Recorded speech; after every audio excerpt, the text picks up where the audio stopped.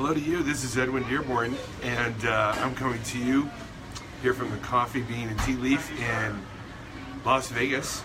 Never done one here before. This is my first time I've ever done caffeinated content where I talk about great business ideas over a hot cup of coffee. And today I'm going to talk about an email that I sent out, an article that I wrote about creating your own 10x growth fund. What inspired this is I was giving a workshop in Seattle last week to about 20 real estate agents and mortgage brokers. And the subject came up about marketing budget. And I could sense that the word budget was a negative word, that the word budget, and I kind of went down that rabbit hole with them and said, you know, the word budget is a word that connotates, you know, we can't do it, we don't have it. The word budget elicits within the mind the concepts of lack or stop or can't have or can't move forward. And I said, you know, you should be putting 10%, and of course the word 10, the number 10 inspires 10x. So I said, instead of calling it your marketing budget, and I touched upon this in my book several years ago in Power Branding Secrets, that you should refer to it as your growth fund. So I've kind of renamed it your 10x growth fund. If you were to take 10% or more of what you earn and put it back into marketing, business development, public relations, publicity, CRMs, email, whatever it is, those activities and technologies that when integrated allow you to plant seeds and of course grow more fruit, which becomes more revenue. And the thing that I see constantly in the real estate field with insurance brokers, mortgage brokers, is they try to cheapen and keep cutting back their marketing. In fact, I was even talking with a good friend of mine who runs a very large business. You know, they're having economic hard times, so let's cut back on the marketing budget. They're not even spending 10%, and they want to and they want to cut that, and they're wondering why they're not growing. It's completely insane. When the opposite should be done is that when lack of growth or lack of business is occurring, you should be investing more time, more finance, more IQ, more endeavor, more partnerships into actually building your brand, getting publicity, getting noticed. Because marketing and publicity is what begins the whole evolution of business. You know, I told them, I said, look, if you don't have enough business, soon you won't have a business. You have to attract business to stay in business. And the only activities that will get you more business is marketing, promotion, and publicity. And yes, you have to have a good product. Yes, you have to offer good service. But I'll tell you, I've been to a lot of great restaurants. I've been to many good businesses where the people were nice, the food was good, everything was going great, the place was empty.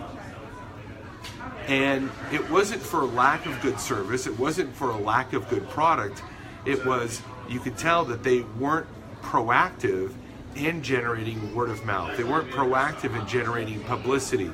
They weren't using email. They weren't using social media. They weren't putting money back into business development and getting exposure through multiple means such as publicity, PR, co-branding relationships, community events, whatever it is, you know, handing out flyers, but basically getting the word out. And I've seen firsthand the moment a business decides to reinvest back into their growth. They go, you know what, we're going to take 10% or even more. There was an article in Entrepreneur magazine that I saw, you know, for startups, they should be putting a minimum of 12 to 20%. That's what they recommend. Entrepreneur magazine says you should be putting 12 to 20% for startups back into your growth, back into your marketing and publicity, because when you're new, you have to gain traction very rapidly. But the purpose of this edition of Caffeinated Content is to tell you that if you don't put money back into it and have the view that it's your growth fund, right? Not your budget. Because I've talked to so many businesses, it's like, hey, let's do this with Facebook. Let's get you on video. This is 2018. YouTube is the second largest search engine in the world. 70% of Americans are on Facebook every single day. Your next customer's on Facebook. Your next customer's on YouTube. Let's get you greater exposure in your hometown where the people are at. Go to any coffee shop, go to an airport. What is everybody staring at? They're staring at a mobile device. They're staring at a laptop. They're on Facebook. They're on YouTube. They're on email.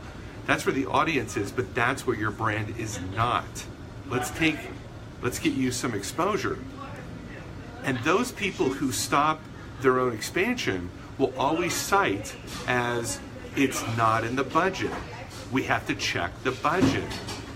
Like, this budget is this living organism that gives permission or not to your own survival. A budget is an inanimate idea, right?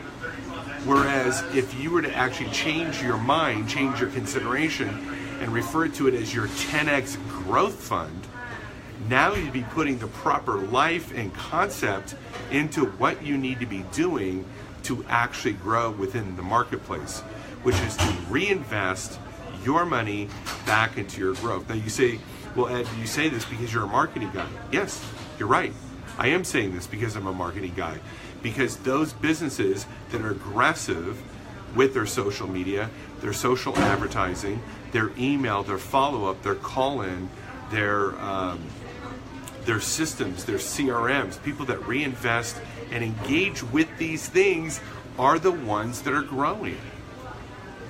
Here in Las Vegas, 10% of the realtors are doing 90% of the transactions. And I can tell you the difference between the realtors, and this is probably true of any industry, the realtors that are doing lots of transactions and the realtors that are doing very few transactions, is that the realtors that are doing a lot of transactions approach it as a business and reinvest into their marketing and publicity.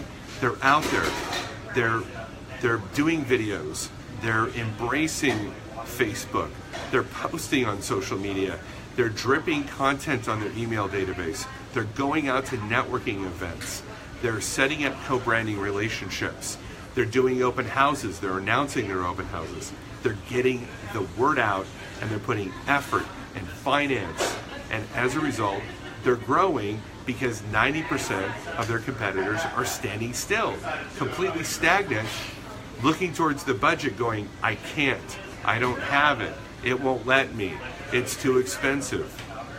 How much money do you think Donald Trump put into building his real estate empire? Hundreds of millions? The guys, whether you like him or not, this is not a public statement about politics, but he's a billionaire and he's a marketing and publicity guy, and then he became the President of the United States. So whether you like his politics or not is not relevant to this conversation. What's relevant to it is he embraced marketing, he embraced publicity, he became a billionaire as a result, and he became President of the United States as a result. So the pathway to greater wealth and power, obviously, is to those that embrace marketing, that embrace media, that embrace getting the word out there, and are willing to put the 10X Growth Fund together. Now, once you put that 10X Growth Fund together, what should you be doing with it? Well, first of all, you should be having a strategy. A strategy is something that assesses your resources, your position in the marketplace, assesses, what your competitors are doing, what can be done, what should be done.